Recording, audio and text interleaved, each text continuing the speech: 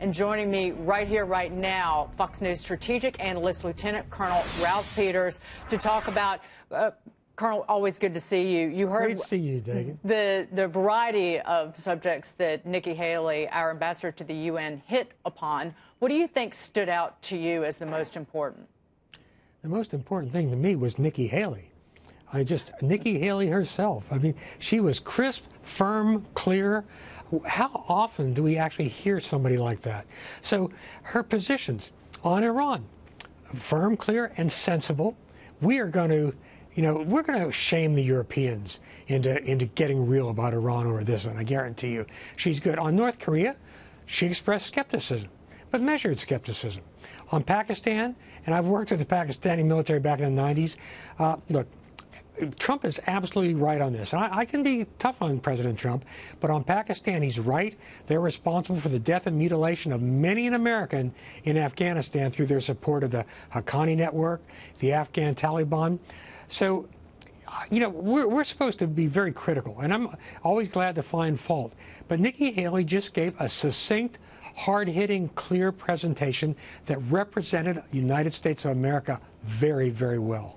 One thing that stood out, Colonel, when she was speaking about Iran, President Obama was silent during the 2009 protest, and she said that all freedom-loving people must step up. We must not make the same mistake that we made back in 2009. She's talking about our government and she's talking about the Europeans, but so far the European response has been restrained, for lack of a better word, in response to these protests. What can we do to ensure, whether it's through the United Nations or individually, to ensure that these people who are protesting this repressive regime in Iran and the economic conditions, that they do have a voice and that they do have, well, power in their own country?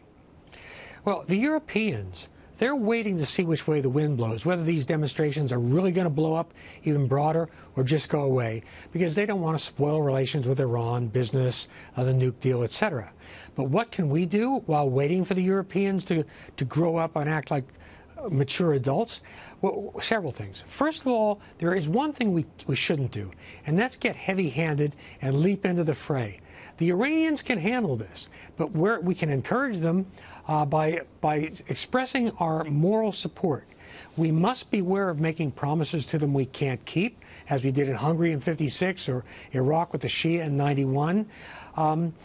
Above all, we need to push through ever tougher sanctions, because these demonstrations that we're seeing in Iran right now, Dagan, are profoundly different from those of 2009. 2009, that was the urban elite protesting a rigged election. Now you're seeing those who long tolerated or even outright backed the current regime rising up over economic issues. And we Americans, we like to think people go out and fight and die for freedom.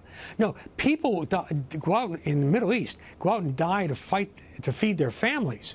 And this is now, these demonstrations have turned into demonstrations against the regime. They started out being about rising prices of goods, inflation, massive unemployment, especially youth unemployment, as high as 40%, in some parts of the country higher than that. Expectations were higher after the nuke deal that things would get better. And all the while, the people throughout Iran see those who are well connected, Iran's 1%, doing extraordinarily well through corruption. And so this is a pre-revolutionary scenario. We have to wait to see if it turns into one. But meanwhile, it's also proof that sanctions can work given the right circumstances. So hit them with more sanctions, make the regime hurt, name names, and what we also could do very publicly. We have a lot of information on which Iranians are corrupt, who's getting money from where. Shame them. Voice of America, every other media outlet, emigre organization, put out the information to the Iranian people about who in their country is stealing from them. So there's a lot we can do. I just don't want to make promises we can't keep. Well, it's all about following the money, Colonel. And if you think about the money that went to Iran, that $1.7 billion in cash that we sent to Iran as part of that nuclear deal, the rulers of Iran promised the people that they would feel that money coming toward them. Instead, not happening. The Revolutionary Guard funneling money likely to terrorist regimes, whether it's Hezbollah, militias in Yemen. Then you have the investment that's gone into the energy sector that isn't being felt widespread. Money being invested by, we were talking about it, European companies, European countries. Your average person in Iran is not feeling that as well. Well, that's absolutely true. And by the way, as the protests over the economic conditions have morphed into political protests, including people shouting for the return of the old Shah's son, and attacks on the dictator, saying instead it's not death to America this week, it's death to the regime, death to the dictator. They mean Ayatollah Ali Khamenei. And one of the things they're protesting is Iran's involvement in Syria, in Iraq, in Yemen, supporting Hezbollah. No Gaza, no Lebanon. Our lives are devoted in Iran was one of the chants last week. Lieutenant Colonel, always great to see you. I always wish we had more time, but Happy New Year. See you soon. Likewise.